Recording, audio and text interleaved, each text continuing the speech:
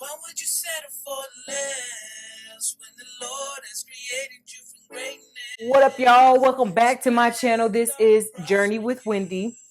If you're new to my channel, go ahead, watch a couple, 2-3 videos, and then, just to see what your girl is about, and then go and subscribe. For y'all that don't need 2 or 3 videos, then you just go ahead, subscribe, go ahead and take that plunge and become part of Team Wendy. You know what I'm saying? And so, for you guys that have, been here consistently and religiously, well, not religiously, for those of you that have been here consistently, I thank you for, subscribing and watching my videos. I really appreciate the support. And so today is the day. It's still the day. I still have 31 minutes in this day, because it's, 11:29 where I am, Pacific Standard Time. And so, that's just what it is. And so, what makes this day? No, not because it's Beyonce's birthday. No. Okay. Not because it's Avail's birthday. No. Okay. It's because it's my salvation birthday. Ooh, ooh, ooh, ooh, won't he do it? Said he would. I mean, the Bible say, that the angels rejoice, when one soul gets saved. So, I'm one soul that got saved. So on this day, 5 years ago, the Lord saw fit to reveal his son in me. And so what I mean by that is that I'm going to take you guys back to September 4th, 2014.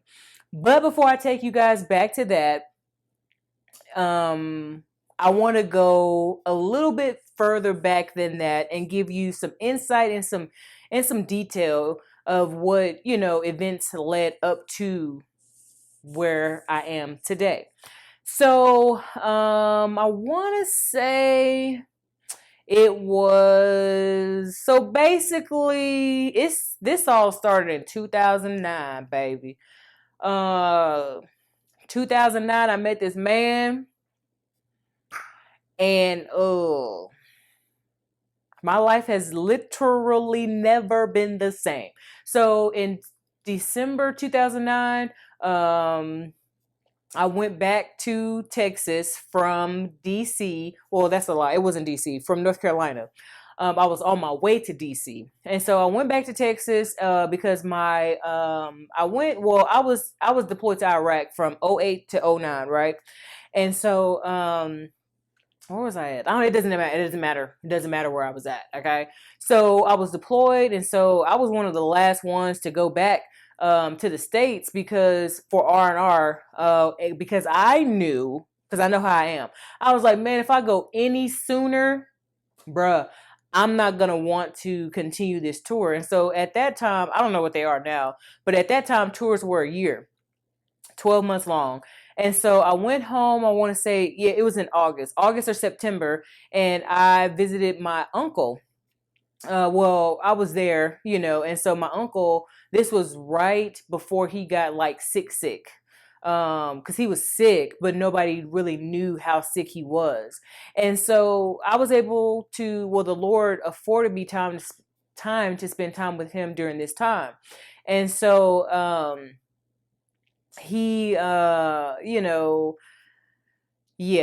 with that, then I went back to Iraq because I only had 2 weeks. Your girl parlayed it into 3, not in the States though. Okay. That little holding area before you're supposed to ship back out to Iraq. I stayed there like a good week. I mean, whatever. I was a sinner. I didn't know any better. I didn't know, I just didn't want to go back. I'm like, man.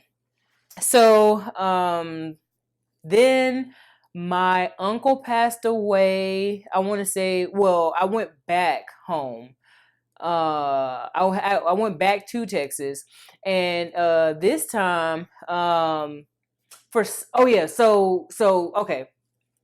okay. So I went home for R&R, spent some time with my family. I spent like a week in Texas, and then the next week I was in Las Vegas, whatever. So then I went home on so then I went back to Iraq, then came home for and went back home on regular leave. And so I went home at first, it was either leave or a 4-day pass, because your girl just did what she wanted to do. So at this time, my uncle is actually in the hospital. And so, me and Larry D went to Famous Days because he wanted a pulled pork sandwich. So we went up there and got him that. And he asked me personally, he was like, niece, can you go over to Bell's and give me them white Converse with the orange shoelaces? So, I went to Bell's and got him the white Converse with the orange shoelaces. And so then I went back to North Carolina. And then after that, shortly after I got back to North Carolina, word came that he passed away. And so he died December of 2009. And so at this time, this is when I meet, Pastor Bailey. I met him and his wife in Dillard's because, because Becca, that's my brother's wife. She was working in Dillard's or whatnot. And so, I met him there and I was on the move. Okay. I was out. Peace out. I was like, no.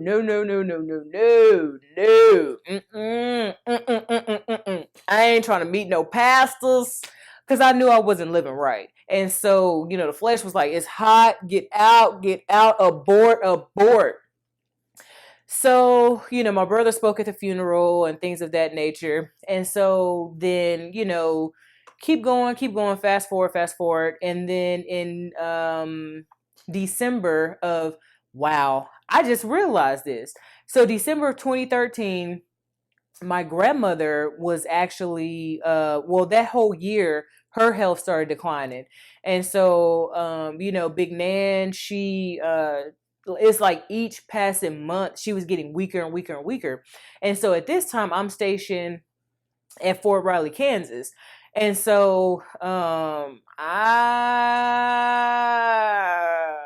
as I was driving to Fort Riley, because I was stationed in DC, and then, I got orders. I came down on orders for Fort Riley. So as I'm driving to Fort Riley, I'm like, man, I don't even know. I was like, I don't know why I'm going to Fort Riley. And I heard a voice say, as clear as I'm speaking to you, to get closer to God. And I was like, what?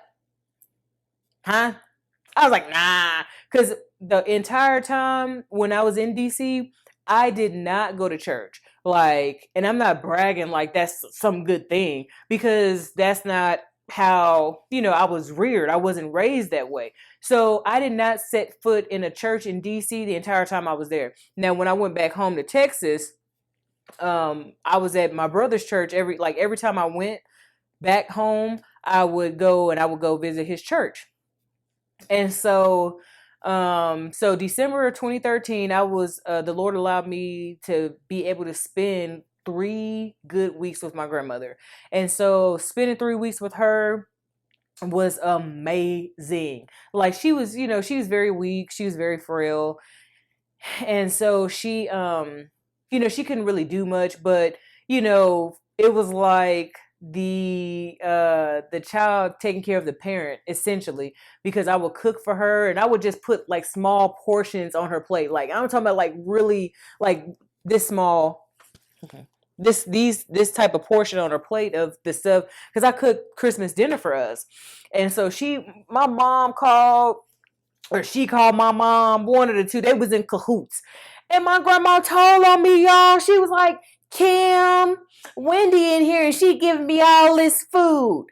I was like, Mama. So I had to send my mama a picture of the food that I gave her. But in turn, for her, that was too much food.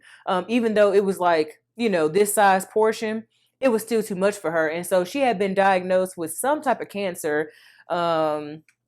And she wasn't able to, eat. Well, she'd never really ate a lot anyway, but she wasn't able to eat as much as she had done previously. And so, I had already knew. I knew. And so I believe that as I was driving back to Fort Riley, like I cried it's in my throat.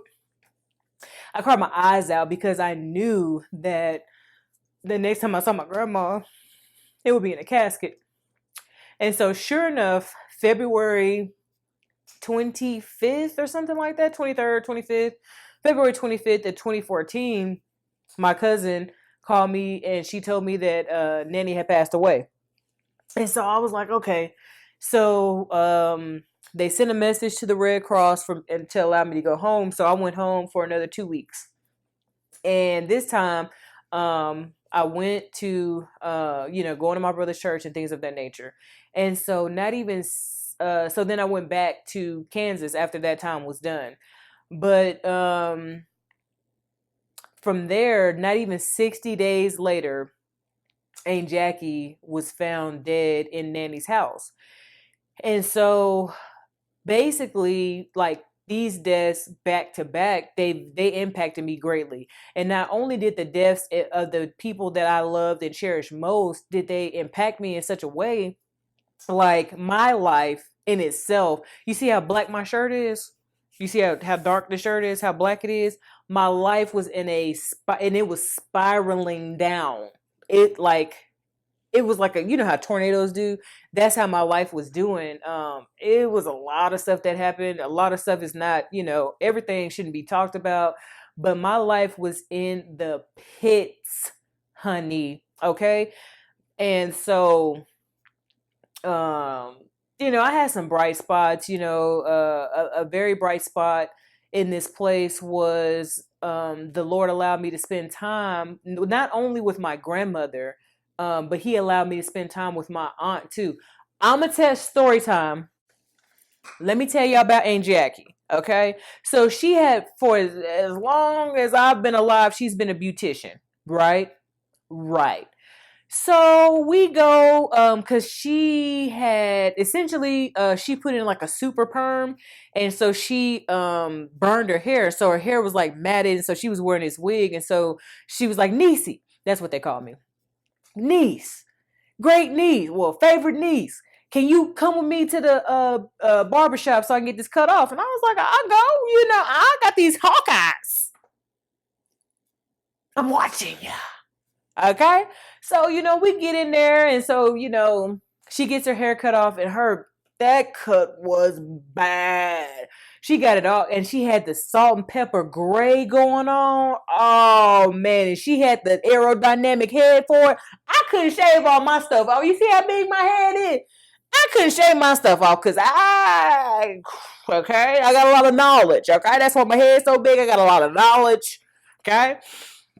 But her haircut was bad. And so I previously when I was in Kansas, no, I was in Kansas. And so I had went to a barbershop to get that Rihanna pixie cut that she had got at the time. And so the lady, she cut it, she did nice too. So I was like, man, I'm good. So I've always done a lot with my hair. So I cut it all off, grow it back, whatever. And so I'm like, all right, so I'm showing I don't know her name and I don't remember what street it was on, but I went there with my aunt. And so I showed her the picture of what I wanted.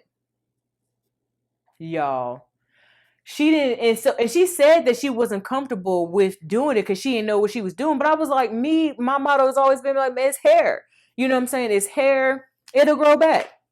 Man, she ended up like, because at that time people were shaving the sides of their head, so she shaved both sides. And so she was supposed to use a 2 guard, but she ended up using she didn't use a guard. And so my aunt was over there asleep, y'all. By the time I look up at the mayhem that's happening with my head, and I'm still active duty military, okay? By the time I look up, and I see my aunt sleep, I'm like, well, you got to do both sides. And so, that's what she ended up having to do. She ended up doing both sides. I'm going to insert a picture for y'all. If I can find that picture, I'm going to insert it for y'all. And so the dude I was talking to at the time, I sent him the picture. He was like, what? He was like, what are you doing? And I was like, bruh, this just how it ended up. So we get home. And so, everybody there, Cleanse, Wayne, Patience, all y'all know who y'all are. Everybody there, right? Clintus and Wayne went in the back and they started whispering. I was like, fool, look. Hey, fool. Because that's what we say at the time. We don't say that now. Hey, fool, go look at her hair, fool. Go look. And they was like, Wendy, what you do? And I was like, Aunt Jackie was asleep. She was supposed to be helping me out. She was asleep. So that's my story. And I'm sticking to it. And Aunt Jackie, yes, you have passed away, but you were asleep and you were supposed to be keeping watch. You know what I'm saying? It's supposed to be not on your watch, but it was on your watch. Anyway, so that was a bright spot. Him allowed me to spend, and even though, and I didn't even feel any kind of way because I'm just like, man, it's my aunt. You know what I'm saying? Like this ain't me, Aunt Jackie, she's my girl. And so I wasn't even upset about the haircut. And you want to know why? Because I got to spend valuable time with her that I didn't know I was going to need later. And so, Patience called me and she was saying that, she couldn't get in the house. And so I told her, I was like, Patience, you need to break into that door. And I was like, the reason why you need to break into that door is because I believe that she's dead. And sure enough, when the police got there and they broke in and things of that nature, she was dead. And so, and the Lord didn't allow me to go home for the funeral. And there's much reasoning behind not allowing me to go home for the funeral. And so, it was what it was. But another bright spot during this time was Sergeant Browning. Sergeant Browning, Sergeant Miss Kaywood, Pierce, Captain Fitz, Beans, man, Kiana. Man, it's just so many people that, because I was in a really bad place. I was in a really bad place, like mentally. I was in a bad place physically. Like, and these people that I've named, and I'm sure that it's even more that I just can't remember because I just try to block that stuff out. But for those of you that, were there for me during that time, man, like you really helped me out a lot. And they were just bright spots in the day. Like Pierce, he never, like, not just Pierce, but all these people that I have mentioned never once changed up, never once switched up, never once looked at me crazy, never once looked at me funny. They were just there accepting me as I was and as I am still to this day. Still to this day, they accept me for who I am. Johnny want me to tell y'all how. And so then, so I had got an inquiry from a person through Facebook Messenger, and they prompted me to look into the church. So I go, Inspector Wendy, So I go looking into the church, and so I'm, contacting my brother because you guys don't know, is like literally my brother and I had no relation. Okay, we did. He would ask for me to send him money. I would send him the money, and that was that. But outside of that, we had no relationship. We didn't have a relationship at all. The relationship was not existent. And so I go and I start asking him questions, and he was forthcoming and honest, but, everything is fitting into a plan. And so, and so basically as I'm going to work, for most days, we would talk almost every day when it came time for me to either go to work or to get off work. And we would talk for a long time, and we wouldn't even be talking about nothing. Kind of like how we do now. We wouldn't even talk about nothing, but we're just, conversing and stuff like that. So then finally, after PT, because they started forcing your girl to go to PT, because I had a profile. Okay. I had a profile because I was taking Ambien, and that profile stated that your girl didn't have to go to PT. Okay. No, I wasn't going to PT at the time. So I had a profile, whatever. Look, I'm the type. Okay. I'm the one. So on September 4th, it was a Friday. something was happening as I got to work, and I didn't know what was happening. I'm like, man, I need to get with somebody because I don't know what's going on. And when I say I don't know what's going on, I had no clue. I had no idea. I just knew that something was strange in the neighborhood. And who you gonna call? The closest person that you know to God. And that's exactly what I did. So I called my brother and I'm like, hey, I'm like, there's something going on. I was like, I feel like I'm searching for something. I don't know what that something is. I'm like, can you help me? And so he was like, I can't help you with this. He was like, you might need to call Pastor Bailey. And so I'm like, I ain't calling. I was like, I ain't calling nobody, cuz. It's whatever, cuz. I ain't calling nobody, cuz. I'm going to text you, though. So I text Pastor Bailey. And so at this time, I work at a SCIF, and that's a secret compartmented information facility.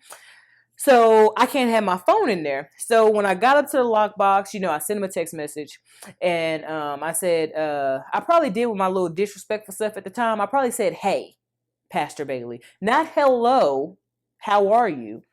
Okay? Hey, Pastor Bailey. I probably said that. So I was like, hey, Pastor Bailey, I was like, I feel like I'm searching for something. I'm looking for something and I don't know what it is. Can you help me? And so I took my phone, put it on silent, put it in a lockbox. I always took number one because I am number one. Locked it, went in. And so, first thing I do is I check my little email just to see, if I got some good emails in there. Nope, no good emails. So about 10 minutes later, I broke. And so I didn't break. I broke. That's just, what do you want? Okay. That's just what I did at the time. Whatever. I was productive. I did what I was supposed to do as far as getting my stuff out, but I ain't finna be chained to no desk. I just ain't gonna be able to do it. So it wasn't even long after till he, responded back. And I'm like, he responded. Because for me, how I was looking at it, I'm like, well, ain't nothing gonna happen. I didn't think. I was like, ain't nothing gonna happen no way. And I'm going to just be honest. I'm going to be real. I was like, nothing is going to happen anyway. Ain't nothing been happening in my life. So why would this day be anything different? Okay. So he was saying that, hey, he didn't say hey, but he was like, you're searching for something. And that the thing that you're searching for is Jesus. And he was like, I know that you've been hurt.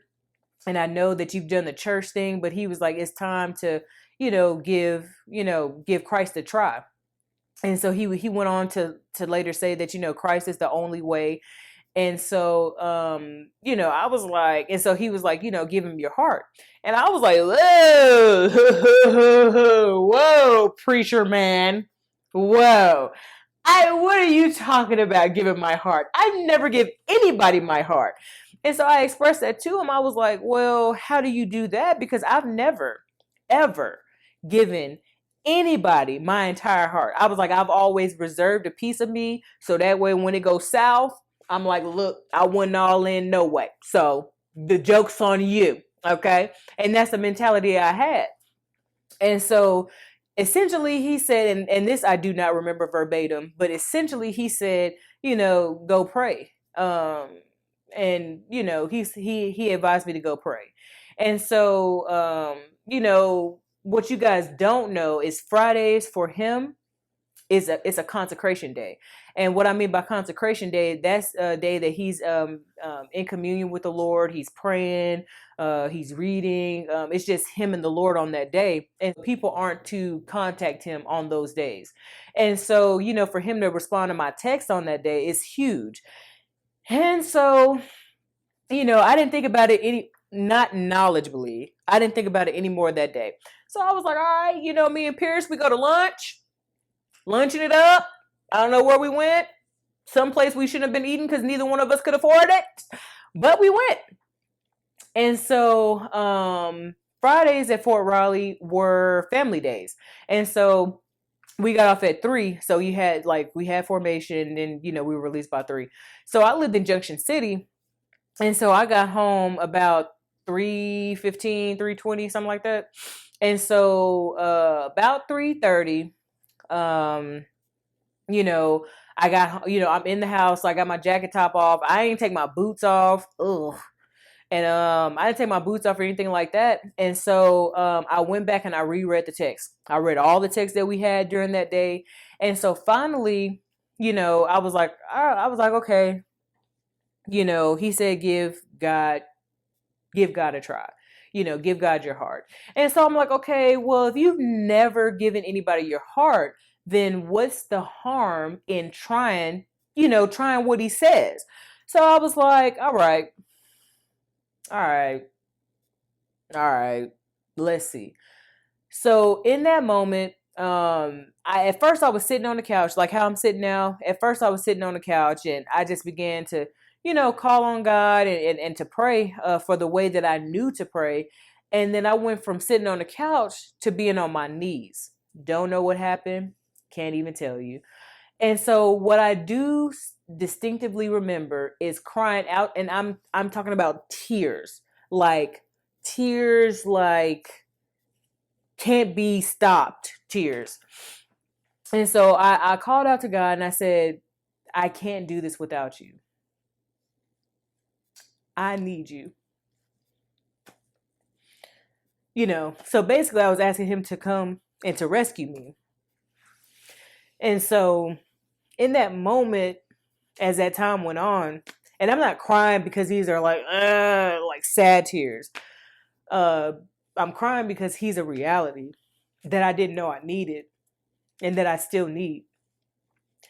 And so so as this is taking place, like I feel so dirty, like I feel so unclean, like I feel so unworthy.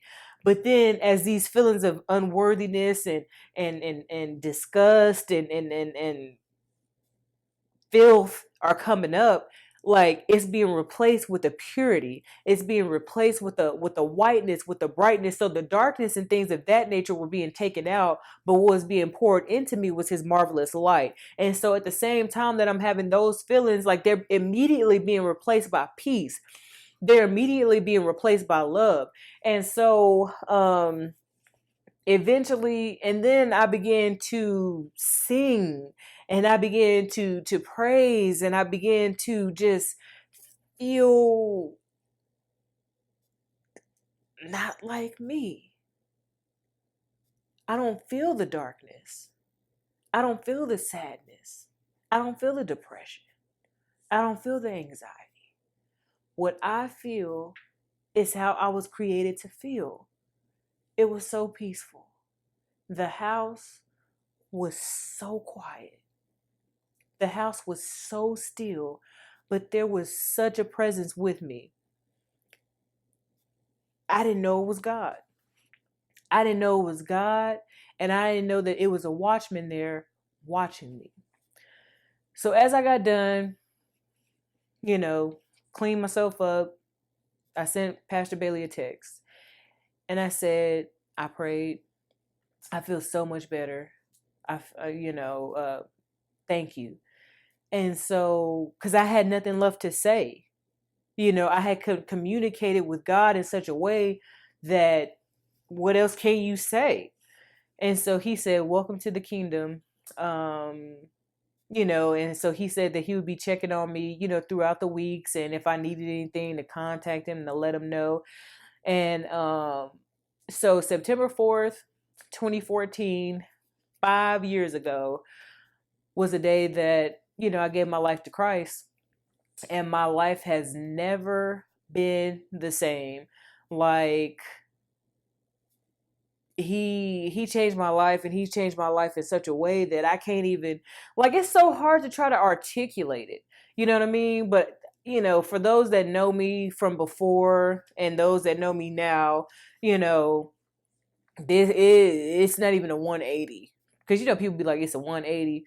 It's just a God change that, can't be taken away. And so, having said that, on this day, the day of my salvation birthday, like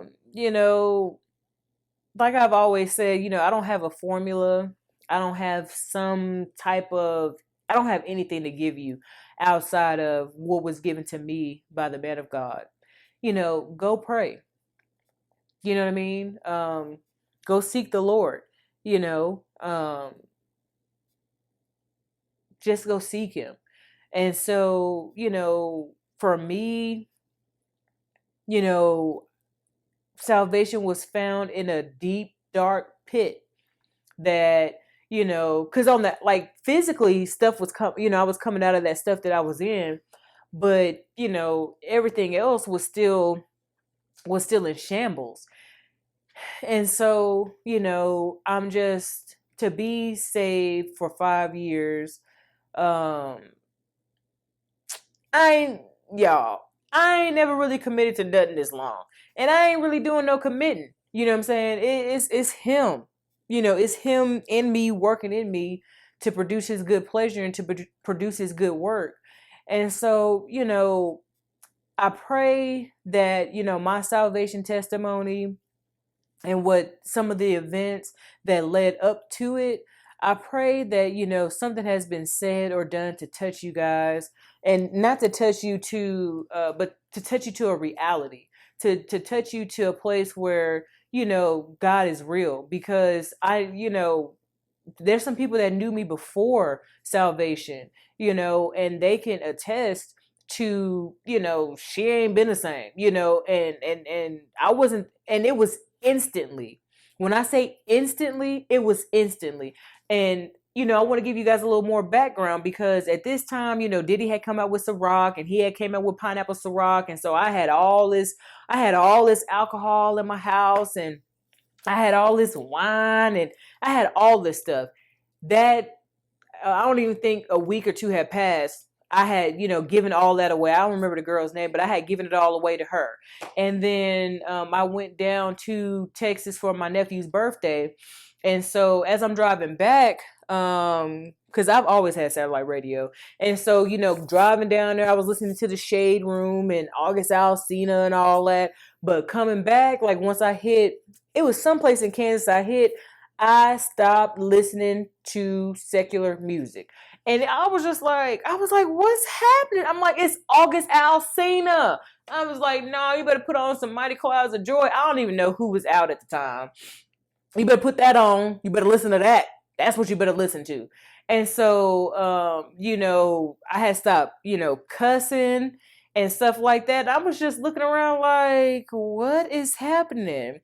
I had stopped cussing to the point to where, like, somebody had said that I had said something and it was cussing, and then Sarn Bankston and Sarn Pierce came back and they was like, Sarn Pierce, that is not your name. But anyway, Sarn Bankston and Sarn Pierce, that's what we're gonna call you now, because I ain't finna put your last name out and then people be like, I'm gonna find him. Oh, he cute too. No. Mm-mm. Anyway, so Sarn Pierce went to Sarn Bankston and was like, she don't even cuss anymore. So then Sarn Bankston was like, you right, she don't cuss. And so, but to have that recognition, you know what I mean? And so then, I got saved, and I want to say it was like two weeks later, Pierce got saved. And so we were going to the Bible study that one of the chiefs was having. Well, the chaplain, but it was a chief. He was always there. So we would go to these Bible studies, and, and we were like really listening to the word, you know what I mean? Like, we weren't just going for the free food, chaplain. We was in there for real, we was really in there. And so, I'm just, thankful. And to this day, Pierce and I were lifelong friends. Well, we're eternal friends, because, we both, met Christ within a specific period of time. And then, even to this day, he gets on the live stream TV at our church. And what's interesting is that, when I got saved, I would be playing, Darnell would send me these CDs all the time. The CD, Pastor Bailey.